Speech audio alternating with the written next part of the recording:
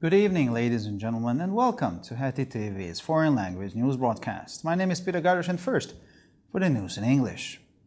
Both sides benefit a lot from the cooperation between Hungary and Slovakia, and this reliable relationship also helped them to deal with the current difficult situation. Minister of Foreign Affairs and Trade, Peter Szijjártó, said this in Bratislava on Monday. According to a statement by the ministry at a joint press conference with his Slovak counterpart, Rastislav Kacer, the minister stressed that Europe is facing serious challenges today, and in such a situation, the importance of good neighborly, predictable and reliable relations is of great importance. He stressed that both countries are reliable NATO allies, and that Slovakia is contributing dozens of police officers to the protection of the besieged Hungarian-Serbian border, where some 255,000 illegal crossings have been prevented so far this year alone. Szijjártó pointed out that Slovakia is Hungary's second most important trading partner, with bilateral trade exceeding 13 billion euros last year, a record high, and a 43% increase this year. In Israel, a representative of the right-wing Jewish Forces Party has submitted a bill to change the way judges are appointed, the Times of Israel reported. The 9-member committee to select new judges will consist of 4 politicians, 2 elected representatives of the Israel Bar Association, and 3 Supreme Court judges, according to the current law. Israel does not have a unified constitution, and the basic laws set the rules for the functioning of the state. Judicial appointments are governed by a basic law, the judiciary, which acts as a constitution. Critics of the planned measures and Israeli legal scholars have warned that moves by right-wing parties to overhaul the judiciary could upset the system of checks and balances between the branches of power. Russian forces resumed missile attacks on Monday, and an air raid is in effect throughout Ukraine, the Ukrainskaya Pravda news portal reported, citing local governors. The air alert was first imposed in the central, southern and eastern parts of the country, and then extended to the western regions of the country at around 1 p.m., covering the entire territory of Ukraine, with the exception of Crimea, which was arbitrarily annexed by Russia in 2014. Oleksiy Kuleba, the governor of Kyiv region, said Ukrainian air defenses were working over the region, but there were still missiles heading towards the country. Moscow will respond to the West's capping of Russian oil prices. Russian presidential spokesman Dmitry Peskov told this to reporters on Monday. The preparation of decisions is underway, but of course, one thing is clear. We will not accept any ceiling, Peskov told this to reporters. The Western oil sanctions came into force on Monday. The package bans imports of crude oil and some petroleum products from Russia into the EU, but grants a temporary exemptions for oil coming by pipeline to EU member states that have no other options due to their geographical location. And the European Union, the G7 group of France, Germany, Italy, Japan, the United Kingdom, the United States and Canada and Australia have agreed on a price ceiling of $60 per barrel for Russian oil, allowing European suppliers to supply Russian oil to countries outside the EU, provided the price remains below this ceiling. And finally, for the weather, cloudy weather is expected again in the evening. Tomorrow will be dominated by grey, overcast weather. The temperatures will average around -1 to +3 degrees Celsius in the morning and 3 to 6 degrees Celsius in the afternoon hours. For further news, please visit our websites at www.hetitv.com or broadpress.com. Thank you for your attention. So much for the news in English, and now for the news in German.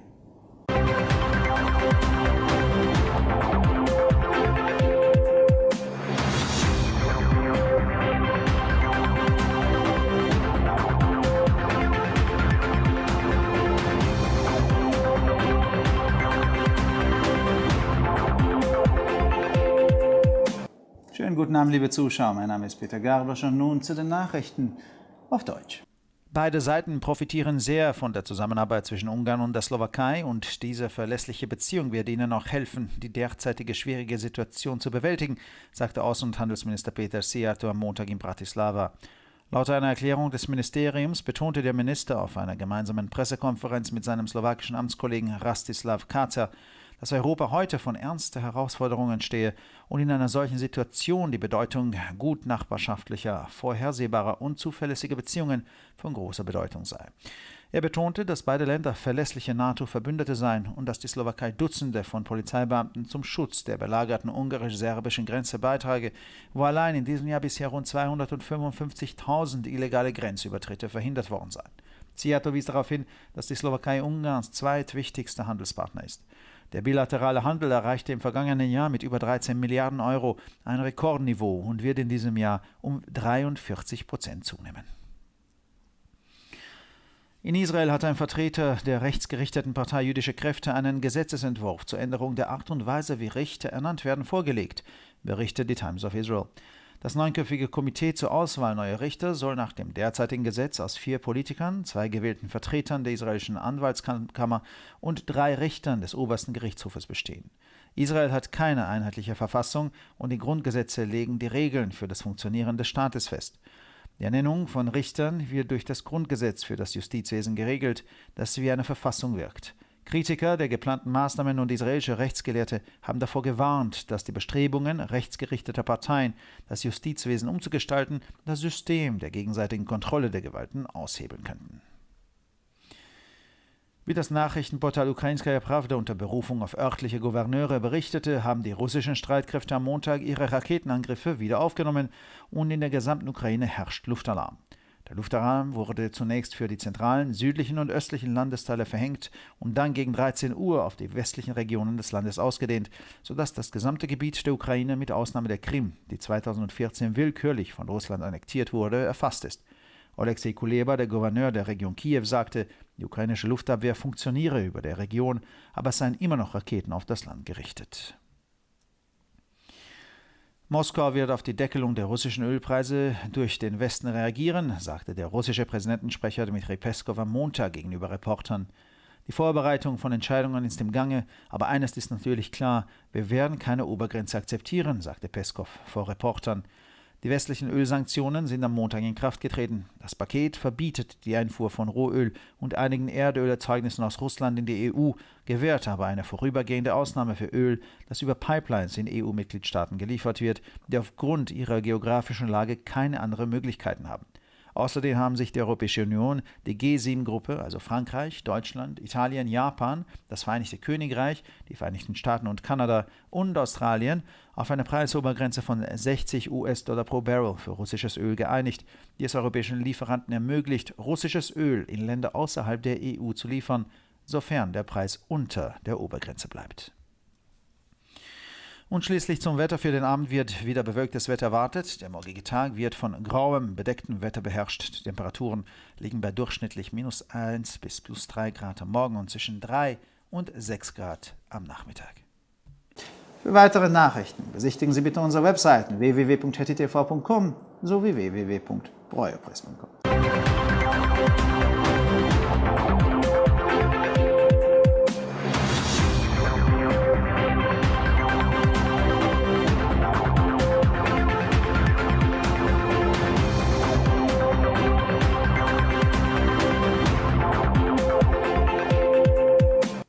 שלום וערב טוב, כאן ציפי בוכמן וילדבאום עם החדשות בעברית.